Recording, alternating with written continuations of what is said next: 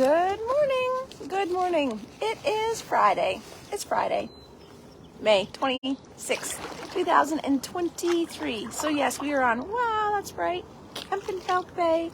So good morning. I'm going to have to turn this around so I can see you. Yes, good morning. So good morning. I'll move this back a smidge. All right. So good morning and welcome. And we're just going to paddle a little bit further this morning. It is going to be a beautiful day. It's cold this morning. It's cold this morning, but it's going to warm up and it's going to be good. It's going to be good. So if this is your first time with me on Kempenfeld Bay, this is Barry. Good morning, Donna, and good morning, Debbie. Welcome and good morning. So this is, let me just do a, good morning, Daphne. That's the waterfront way down there. Yes, good morning. Good morning, Rob. Greg, good morning. Yes, good morning, Karen. There you go. This is the bay. Shane, good morning. Yes, good morning, Tanya. The problem is if I paddle in the normal direction, I can't see you. Yes, good morning, Kayla. Good morning. Greg, it's going to be a great day. It's going to be a great day. Elizabeth, so good to see you this morning. Frida. Yes. Paul and Sue, good morning. Good morning, Carolyn. So good to see you this morning. Yes, and so as you're joining me this morning, good morning, Jill. I realized that this is the kind of the first time that I've had an opportunity to chat with you. Good morning, Brenda, about my Israel trip, my Holy Land trip. Good morning, Velma. And because Wednesday was Hymn Wednesday, right? So I didn't really get a chance to talk to you about it then. And so, yes, I was away for 18 days on a Holy Land trip. The whole goal was to walk where Jesus walked. And we got a day out from Ashdod, which is on the coast of Israel. And the captain came over the loudspeaker and he said, we have a geopolitical situation arising in Israel. There are missiles being fired, and we have great concern for our people and our crew. Good morning, Laurel. So our security people will keep our eye on it, but at this point it seems like we will not be landing in Ashdod, but we will be landing. We will make it to Haifa, and you can still continue on with your plans. And we're like, okay, because nothing had really changed yet, right? There is an inkling of change. So we're all ready. We're like, okay, we can still do everything we planned. Good morning, Owen. And so we get to the port at Haifa, and he calls our number, so our group gets off and we go and we stand in line for immigration, because the whole boat has to go through immigration before they release the boat to go on their tours and whatnot. So anyways, our number gets called. We're number 7. So we get off the boat, we stand on Israeli land, we go through immigration. I get a visa in my passport. We come out. We take photos. I stand beside a sign that says Israel and vacation, and I get my photo taken. And then we have to go back on the boat and wait, right? So probably not even an hour later, the captain comes on and he says, good morning, or at this point it's good afternoon. Due to the geopolitical situation, which has heightened since I last came on, our security team has said it is best that we don't go. And it's like you could hear a communal, and it makes sense, right? They're tossing bombs at each other. People are dying. It's not safe. And yet there were people on the cruise that had saved for years. One couple said, this is the third time we tried to get to Israel, and every time something has come up. And so you could just get this sense of disappointment. And I know for me, it's like, I wanted to walk, right? I wanted to walk where Jesus had walked. I wanted to see Bethlehem. I wanted to float on the Dead Sea. Like, I had plans. And Jared and Becky, who I went with, they have four kids, and the youngest was like, so I'm not going to get to see the tomb where Jesus was buried. And dads being dads, right? Jared said, but Jesus isn't there. It's okay. He's in our hearts. Because that's what dads do, right? And in that moment, I remember thinking, okay, like, this is okay. And the cruise director came on and said, we understand that this is not what you planned. This is going to be a disappointment for some, but we are going to try our best to fill in those days with wonderful experiences. And as a result, we ended up going to Santorini, which is one of the Greek islands where people honeymoon to. It's where Jared and Becky honeymoon to. And it is beautiful. We went to Crete, which some of you will think, oh, that sounds familiar. Right. Titus was a Cretan. And so heard a little bit more of Titus's story when I was on the island of Crete. And I remember sitting at the table with Becky on Wednesday. So this happened on Monday. And I said, I'm disappointed. And she's like, yeah, I'm disappointed. Right? We had saved up. We had planned to see certain things, to be in Bethlehem, to be in Jerusalem, to be at the Jordan. Like, right? I'm listing off all the things that I had hoped to see and experience. And because of the actions of someone else, I wasn't able to do it. Neither was 5,000 other people, right, on the boat. And in that moment,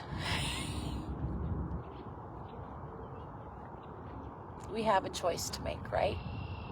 We all experience disappointment, right? We have all lost something. We have all hoped for something and it hasn't happened, whether it is a relationship or a job or a house or a dream, something with our kids, something with a friendship, church. We have all experienced disappointment. I'm reminded of Joseph in the Bible, right? Genesis 23 and on, I think. 35. It's in the latter half of Genesis. Where his brothers sold him into slavery, and he ends up finding himself in prison, not because of anything that he had done. And he says to the baker who had a dream, I will interpret your dream, but please remember me to the Pharaoh. Get me out of prison. I've done nothing. And the baker's like, yeah, I will. No problem. What does my dream mean? And he told him what the dream meant. And the baker got out of prison and totally forgot Joseph. Promise, right? Broken promise. I've experienced the disappointment from broken promises. So Joseph is in prison for another 2 years before the Pharaoh has a dream, and Baker's like, oh yeah, I'm supposed to tell you about Joseph. Springs Joseph. Joseph comes and tells the Pharaoh his dream, and 2 million people are saved as a result. Would Joseph have been in the right place 2 years later when Pharaoh had the dream?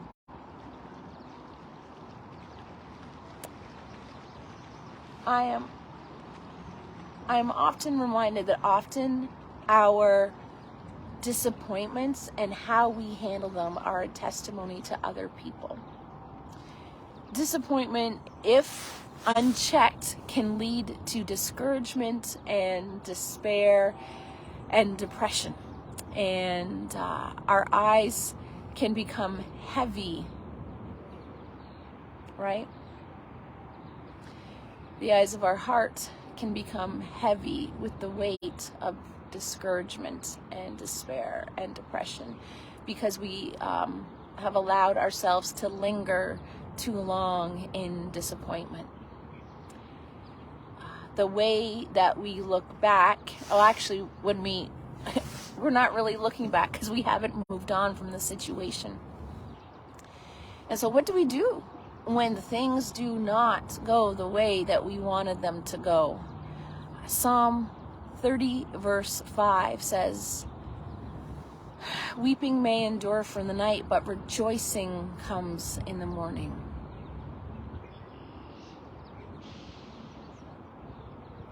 Psalm 30 verse 5, "Weeping may endure for the night, but rejoicing comes in the morning." Or you have Isaiah 61:3, "Put on the garment of praise for the spirit of heaviness. Lift up your voice to God." So what do we do when disappointment comes? We need to, and this is what Becky and I did, we acknowledged the disappointment. We've got to acknowledge the disappointment. We need to give that over to the Lord. Lord, this is not what I planned. This is not what I planned. And however that comes out, whether it's in anger or tears or frustration, this is not what I planned, Lord. Would you meet with me? Would you come? Come, let us reason together, Isaiah says. Would you come and meet with me? And would you remind me of who you are? That you work all things together for good. That no matter what happens, you'll never leave me. You'll never forsake me. That you are working good things in me that's going to bless and encourage other people. And the Lord is always on the move, right? So just because one door closes, he opens up other doors, other opportunities. Some of my sweetest moments were on the island of Santorini and on Crete. I have, as you know, a bird app on my phone, and Holden, Jared and Becky's 10-year-old, we would catch bird sounds. I would open up my app and it would listen for birds, or we'd take a picture of a bird and we would try to figure out what bird it was, and we would sit together on the bench and we would talk about it, and you could see his excitement. I'm like, to hear the laughter of a child, right, in that situation might not have happened if we had gone to Israel. So sweet. Such a sweet moment. On the island of Crete, as I am listening to the tour guide, she talked about Titus and how when Paul came to the island of Crete, it would be a good idea if someone from Crete was a Christian, because it's best to know the culture, right? So if someone from Crete came to know Jesus, knows the culture, we're set. Titus was a Cretan. And she said, so many other people came in, other religions, they didn't stick around. But something about Titus, what he did, stuck. And there's a strong Orthodox Christianity on the island of Crete. Right? I wouldn't have heard that otherwise. And it reminded me that what God does sticks. And so I came away from those two islands with experiences that I never would have had otherwise. And yes, Israel would have been great. It would have been. I would have experienced things that I have longed to experience. It has been on my bucket list for a number of years. All my life, my God has been faithful. So I have to believe that if I'm to go to Israel, he will provide me another opportunity. But until then, I'm going to put on the garment of praise for the spirit of heaviness. I'm going to believe that weeping may endure for the night, but rejoicing will come in the morning. That God is working all things together for good. That he has not forgotten me, and he's not forgotten you. So I don't know what kind of disappointment you might be sitting with right now. don't leave that door open too long, because the enemy will love to push in. Don't let him. Confess your disappointment to the Lord. Give it to him. Ask him to give you a verse, a song to speak into that situation, to give you a measure of hope. And he will, because he's a good, good Father. He is. And who knows? He might have been saving you from something. I've experienced that. Oh, have I experienced that? He might have something better in store. I've experienced that too. So I want to encourage you today. Give over your disappointment to the Lord. Don't let it turn into discouragement and despair and depression. No, don't do it, right? Ask him for a word of testimony from his scriptures and allow it to speak into your heart. And the way that you handle your disappointment will indeed be a witness to others about the goodness and grace of God. Let's pray. Lord, would you give me the spirit of praise? Would you give me the garment of praise for the spirit of heaviness? Would you do that for each one of us today? Whatever it is that we're feeling disappointed in, would you remind us that weeping may endure for the night, but rejoicing comes in the morning? That your mercies are new every day. Would you help us to hold on to those truths?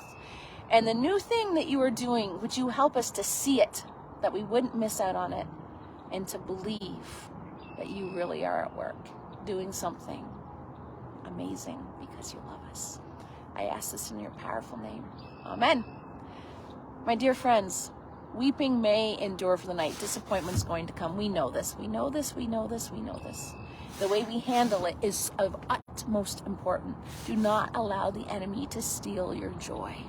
Do not allow the enemy to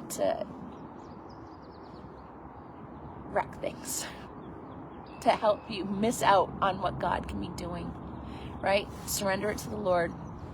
Keep your eyes on him. Trust him.